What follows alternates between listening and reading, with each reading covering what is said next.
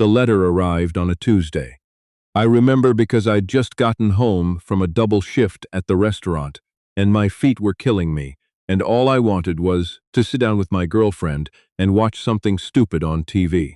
Instead, I found her at the kitchen table with a piece of paper in her hands, and the look on her face told me everything before I even read a single word. Eviction notice, 60 days. Hargrove Capital Management had purchased our building, all 12 units, and was converting it into short-term rentals. Effective immediately, no lease renewals. The letter was polite in the way that lawyers are polite. Clinical. Like we were a line item being removed from a spreadsheet. My girlfriend, I'll call her by the name everyone calls her, Bex, short for Rebecca, she didn't cry. That scared me more than if she had. She just sat there, folding and unfolding the corner of the letter. We'd been renting that apartment for 4 years. We'd painted every wall ourselves.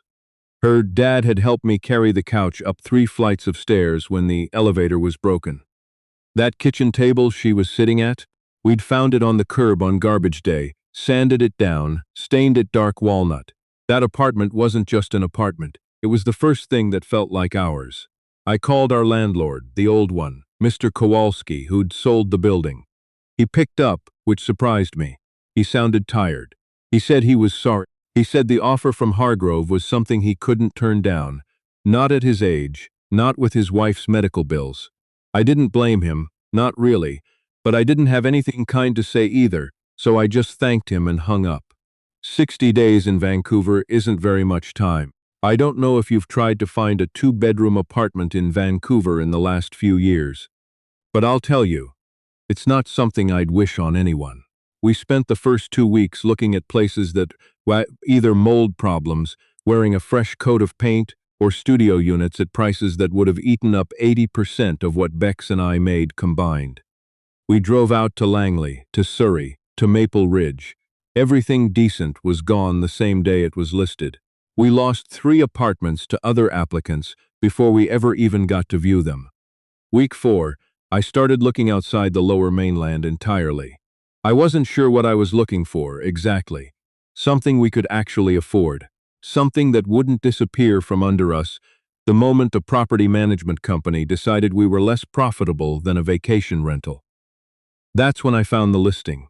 It came up on a real estate aggregator site at 11:30 at night while Bex was already asleep.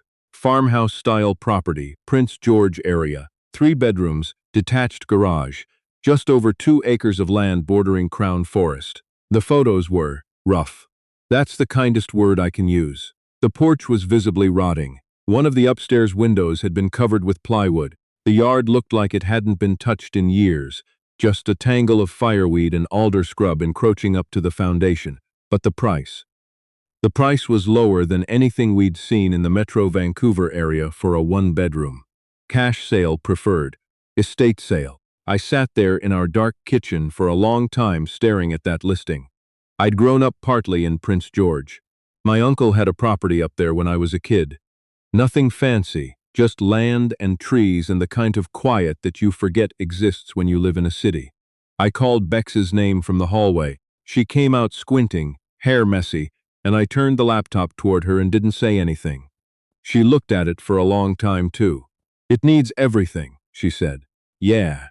We'd have to leave Vancouver. Yeah." She pulled up a chair and sat down next to me, and we stayed up until 2 in the morning going through the photos one by one and talking through every possible angle. We had some savings. Not a lot, but some. I had carpentry experience from working summers with my dad's renovation business before I pivoted to the restaurant industry. Bex had a remote job, graphic design. She'd gone fully remote during the pandemic, and her company had never pulled that back. Prince George wasn't the moon. It had a hospital. It had schools. Her parents were in Kamloops, which was closer than Vancouver anyway. By the time we went to bed, we hadn't decided anything. But we also hadn't said no. I called the listing agent the next morning. The property had been on the market for 4 months. The estate, it belonged to a man named Edwin Marsh, who had died without a will and without children, and the executor was a nephew in Ontario who'd never visited the property and wanted it sold. The agent said there had been 2 previous offers, both conditional on financing, both fallen through because no bank would touch the place in its current condition. Cash only, as is, no representations or warranties. We made an offer that weekend. The nephew's executor accepted within 24 hours.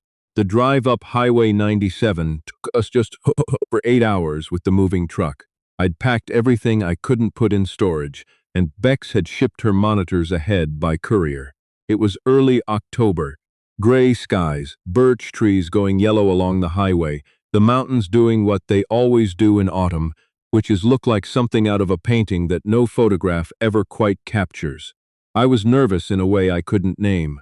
Not scared exactly. More like standing at the top of a diving board for the first time, that particular feeling of knowing you're committed and there's no going back. We came up the gravel drive at dusk and got our first real look at the place. The photos hadn't lied, exactly, but they also hadn't told the whole truth. The house was bigger than I'd expected. Old farmhouse construction, 2 stories, wide roofline, original board and batten siding that had grayed from whatever color it had once been. The porch was worse in person. The yard was a project I couldn't even begin to estimate. But there was a wood stove visible through the front window, and the garage, which I hadn't been able to assess from the listing photos, was solid. Concrete floor, steel roof, big enough to work in. I stood there in the cold October air and felt something shift in my chest. Not quite certainty, something closer to resolve. "Okay," Beck said from behind me. She'd come up alongside me without me hearing her. "Okay," I agreed. The first 2 weeks were brutal. We slept in sleeping bags because the master bedroom had a moisture issue we needed to address before we could bring furniture in. We ate on camping chairs. The water pressure was inconsistent, something to do with the well pump, and the furnace ran but made a sound that our neighbor, a retired logger named Ray, who'd brought us a casserole that first week, said was not a sound you want to hear going into November. We replaced the pump and the furnace within the first 10 days and watched our savings take the first real hit. But we worked. Every day we worked. Bex would do her remote work in the mornings from the kitchen, with her laptop propped on a cooler, and then after lunch she'd pull on her gloves and come help me with whatever I was doing. We ripped out the rotting porch boards and found that the substructure underneath was actually salvageable. Old-growth fir, the kind they don't cut anymore, dense and dark and nearly indestructible. We pulled every piece of drywall in the main floor that showed any sign of moisture and ran a dehumidifier continuously for a week. The original plaster walls underneath, in the parts of the house that hadn't been drywalled over, were in remarkable shape. Wide plank pine floors, scarred but solid. Ray came by most afternoons and offered advice I didn't always take but always listened to. He'd lived in that part of Prince George his whole life, knew everyone who'd ever owned land out our way, including Edwin Marsh. Ed was a private man, he said one afternoon, leaning against the garage door frame while I was rewiring an outlet. Lived up here 50 years easy. Came up from somewhere in Alberta originally. Kept to himself mostly. Had a brother, 2 generations back of your generation, but they had some kind of falling out. Ed never talked about it. I asked if he knew anything about the house's history. Ray shrugged. Ed inherited it from his own father, George Marsh. The original farm, corn, feed grain, some cattle, that ended before my time. By the time Ed had it, it was just the house and the land. He logged a bit, did some guiding in the fall. Quiet life. I thanked him and turned back to my work, and I didn't think much more about the Marsh family history. That changed in late November. I was measuring the main floor for new baseboard trim. We'd decided to go all the way around and install proper quarter round where the flooring met the walls, clean everything up visually. I'd been doing the front room, then the hallway, then the bedroom that came off the hallway to the north. Standard stuff, punch in your dimensions, add 10% for waste, order from the lumber yard. The hallway was 11 feet, 4 inches long. The bedroom door was at roughly the 7-foot mark, and the bedroom itself ran north another 12 feet to an exterior wall. I walked that exterior wall from the inside, 12 feet even, give or take half an inch. Then I went outside and paced the same wall from the foundation. I came up with just under 17 feet. I stopped, went back inside, measured again, came out again and pasted again. 17 feet outside, 12 feet inside, 5 feet unaccounted for. I stood in the cold yard in my work boots, breath coming out in white puffs, and stared at the north wall of the house. I went and got my tape measure and did it properly this time, anchoring to a fixed point on the foundation and running to the corner. 16 feet, 10 inches. Inside, the bedroom wall was 12 feet, 1 inch. That was 4 feet and 9 inches of wall thickness that didn't exist in any standard construction. I went back in the bedroom and looked at the north wall carefully, maybe for the first time. It was drywalled, old style, probably from the 70s based on the mud technique. There was a wide built-in bookshelf unit along most of it, floor to ceiling, painted the same cream color as the rest of the room. Edwin Marsh's paperbacks and Reader's Digest condensed books were still on the shelves. I hadn't touched them. Hadn't had reason to. I started pulling books off and setting them in stacks on the floor. Behind the third shelf from the bottom, on the left side, the drywall didn't meet cleanly with the shelf frame. There was a gap, not wide, maybe the width of my thumb, but uniform, running the full height of the shelf section, like something that had been fitted together rather than built as one unit. I got my pry bar. The shelf unit swung out from the right side. It was hinged. Simple, heavy hinges, the kind used on barn doors, but mounted flush so you'd never notice them unless you were looking. It took some effort. The hinges had stiffened with cold and disuse, but it moved. It opened into a passage about 3 feet wide and just over 6 feet high, running north into the wall space that shouldn't have existed. I stood in the bedroom doorway with my pry bar in my hand and looked into the dark. I don't know how long I stood there, long enough that Bex called from the kitchen to ask if I wanted coffee. I told her to come to the back bedroom. She heard something in my voice because she was there in under a minute. She looked at the open shelf. She looked at me. "Is that a door?" she said. "Yeah. Where does it go? I don't know yet." We got our flashlights. We went in together.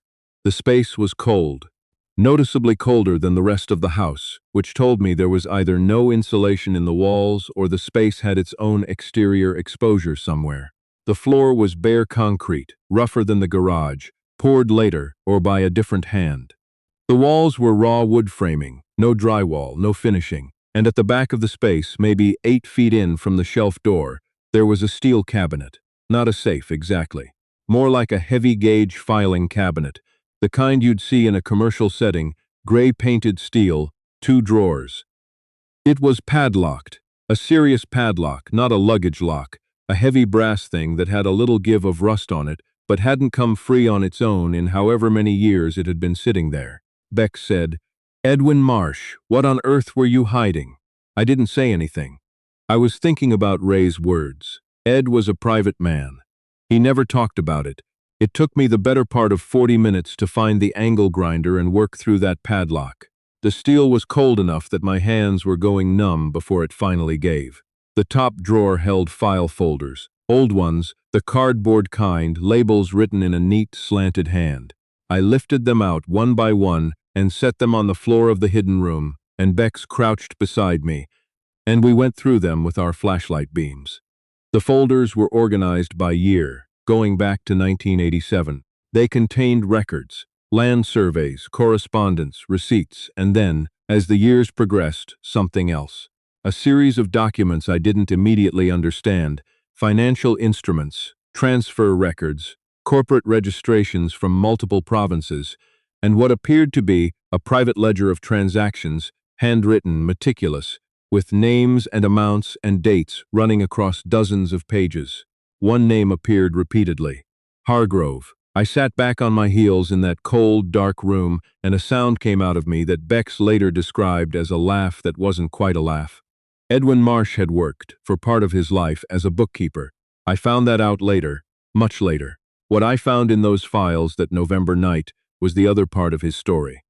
40 years ago, his brother, his younger brother, the one he'd had the falling out with, had been a mid-level manager at a land development company based in Calgary. The company had grown.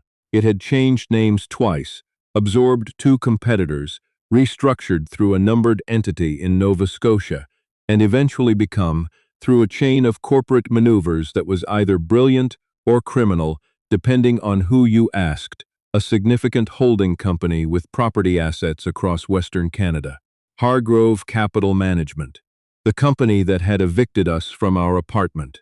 Edwin Marsh's brother, whose name appeared on the original articles of incorporation from 1984 as a founding director, was a man named Douglas Marsh.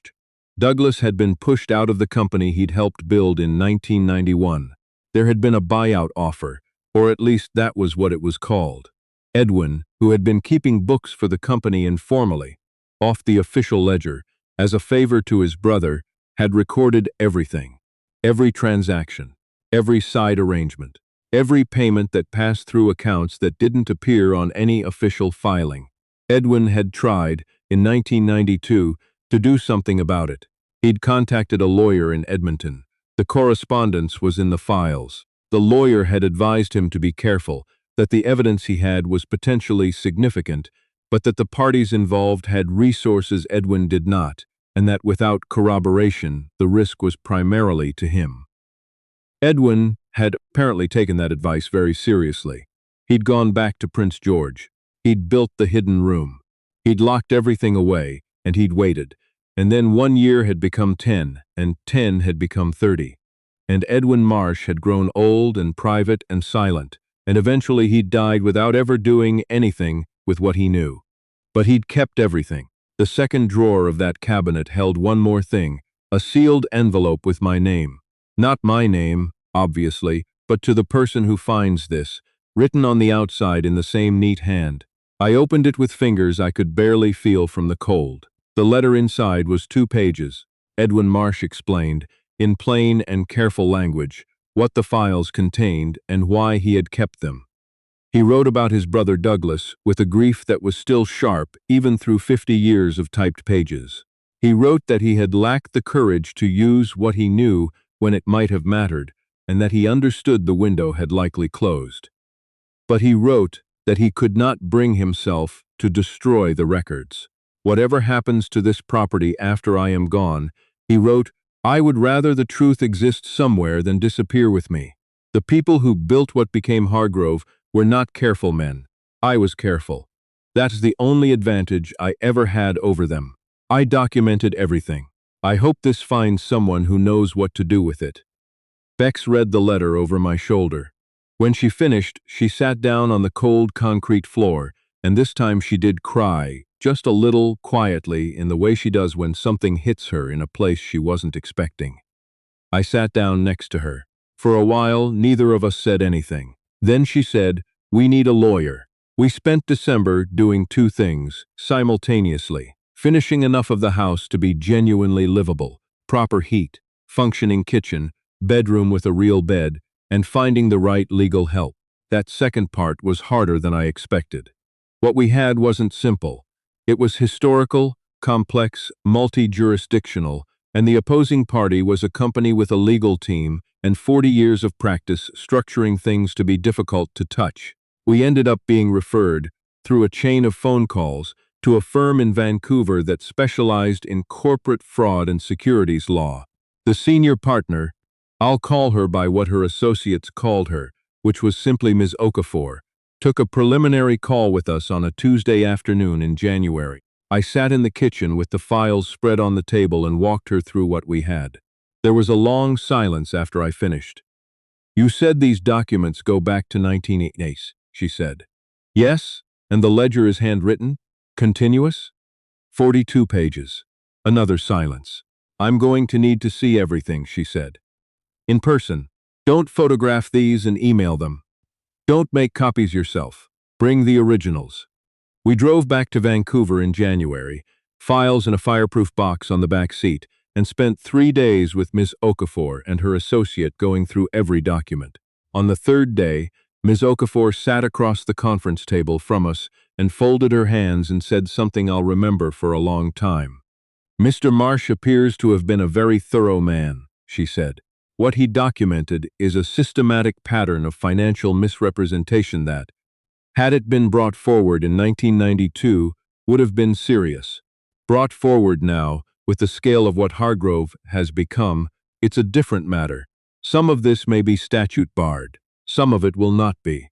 The Nova Scotia restructuring in particular creates exposure under federal securities regulations that did not exist when these transactions occurred, but applies retroactively to ongoing schemes.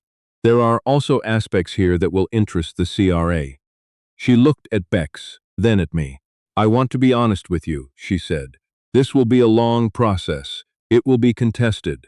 Hargrove has resources and they will use them. But what you have found is, it's not nothing. It is very much not nothing. The following months were the strangest of my life. We were back in Prince George, finishing the house, and simultaneously at the center of something much larger than I'd anticipated. The legal process moved in ways I didn't always understand, and Ms. Okafor was careful to keep us informed without overwhelming us with procedural detail. There were depositions we gave. There were requests for documents that we fulfilled. There were months of silence in which we heard nothing, and then bursts of activity in which it seemed everything was moving at once. The house came together room by room. By March, the main floor was finished. New trim, refinished floors, kitchen rebuilt with salvaged cabinetry from a demolition sale in Vanderhoof. Bex had painted the living room a deep sage green that looked incredible against the original plaster. We'd rebuilt the porch with new fir boards that matched the originals as closely as we could find. Ray came by in early spring, stood on the new porch, looked it over and said, "Not bad, son. Ed would have approved." That mattered to me more than he probably knew. We planted a garden in May. We knew basically nothing about gardening. We bought books. We asked Ray. We made a lot of mistakes and grew some things we were genuinely proud of by September. And in September, almost a year after we'd first driven up that gravel road, Miss Okafor called. The CRA investigation had combined with the securities review and a parallel process initiated by the British Columbia Securities Commission. Hargrove Capital Management's Nova Scotia entity had been the particular focus, the one that Edwin Marsh's records most precisely documented, transactions recorded in Edwin's ledger that had never appeared in any public filing, payments to shell companies that were traceable, with Edwin's documentation as a foundation, to individuals who had since become senior figures in the reorganized company. The company had attempted, through counsel, to challenge the admissibility of the documents, to argue that they were the private writings of a third party with no verified chain of custody, to suggest, essentially, that Edwin Marsh was not a reliable source. Miss Okafor had been prepared for this. The documents had been subjected to forensic analysis, ink dating, paper composition, handwriting comparison with other known samples of Edwin Marsh's writing. Every challenge had been answered. "The settlement offer came in this morning," Ms. Okafor said. "I want to walk you through it before I give you my recommendation." She did. I'm not going to reproduce the exact numbers here, but I will say that what Hargrove offered, to avoid the full public airing of what was in those files, was significant. Edwin Marsh's estate, through us as the finders, and through a portion directed to Douglas Marsh's surviving family, a daughter in Calgary who hadn't spoken to her father's former company in 30 years, was made materially whole for what had been taken, and we were compensated as well, for finding what no one else had found, for driving it to Vancouver in a fireproof box, and sitting across the table from Ms. Okafor and saying, "Here, this is what we have. What do we do with it?" It was enough to pay off the Prince George property outright, with enough left to finish the renovation properly. The upstairs, the garage, the second acre that we'd been too broke to touch, and to build the kind of life here that we'd never quite been able to afford anywhere else. Hargrove Capital Management, under pressure of the combined regulatory investigation, settled with the CRA separately. Their Nova Scotia entity was dissolved. 3 individuals in senior positions were removed. The company name disappeared from the public registries within 18 months. The company that had evicted us from our Vancouver apartment no longer exists. I think about Edwin Marsh sometimes. I think about him a lot, actually. This private, careful, lonely man, who spent 50 years keeping a secret he never used, who built a hidden room in a house in the middle of nowhere and filled it with the truth and then outlived his own courage to do anything about it. I think about how he wrote that letter, addressed to no one in particular, to the person who finds this. Because he couldn't bring himself to destroy what he knew, and he couldn't bring himself to use it either. He was waiting, maybe, for someone else to carry it the rest of the way. I don't know if that's sad or beautiful or both. Bex and I got married in the backyard last August. Ray walked her up the aisle because her father couldn't make the trip. His knees had gotten bad, and cried quietly and without apology the entire way, which is the most Ray thing that has ever happened. The garden had gone wild in the best possible way by then, sunflowers and black-eyed Susans leaning into the fence line, and the mountains in the distance were that impossible shade of blue-gray they go in late summer. The house is ours now, completely, in every sense of that word. There is a room just off the kitchen where I've put Edwin Marsh's books back on a proper shelf, the Reader's Digests, and the paperback mysteries, and a few volumes of local history about the Peace River country and the northern interior. I couldn't throw them away. They felt like the least I could do. And sometimes, when the house is quiet, and the light comes through the west-facing windows in that particular way it does in late afternoon, I think about what it means to hold on to a truth for so long that you begin to believe you've missed your moment. Edwin was wrong about that. He hadn't missed it. He'd just needed someone else to show up and finish what he started. I'm glad we found the letter. I'm glad we drove the 2 hours to Prince George that first time, that we slept on the floor in sleeping bags and replaced the well pump and stayed when every sensible instinct said we should cut our losses. I'm glad we measured the wall. And I am grateful, in a way I don't quite have the right words for, to a quiet man I never met, who kept careful records in a hidden room in a house in the forest, and waited.